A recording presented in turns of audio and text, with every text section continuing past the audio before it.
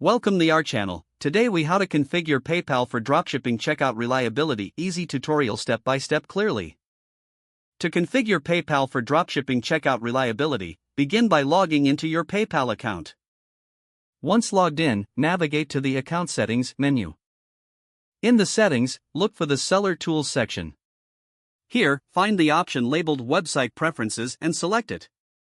Ensure that the payment data transfer is enabled for added security. Next, scroll down to the Return URL field. Enter the URL of your website where customers will be redirected after payment. Afterward, save your changes to confirm the settings. Now, go to your dropshipping platform or e-commerce site. Locate the Payment Settings section within your platform. Select PayPal as your payment method. You will need to enter your PayPal email address to link your account. Double-check that the currency matches what you use for your products. Now, speak with your dropshipping supplier to ensure they support PayPal transactions. Test the checkout process using a small purchase to confirm everything works smoothly. If issues arise, revisit your PayPal account settings for any discrepancies. Make sure your API credentials are correctly set up if your platform requires them.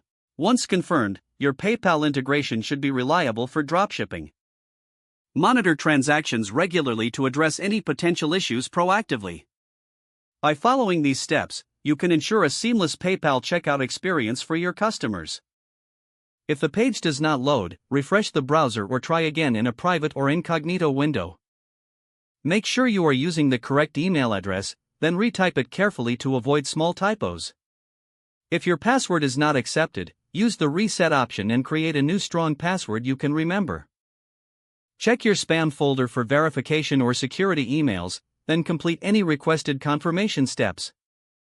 Enable two-factor authentication if available to improve account security and reduce unauthorized access risk. After signing in, review your profile details so your contact information and settings are accurate and current. If you see an error message, note it down and try again after restarting your device and internet connection.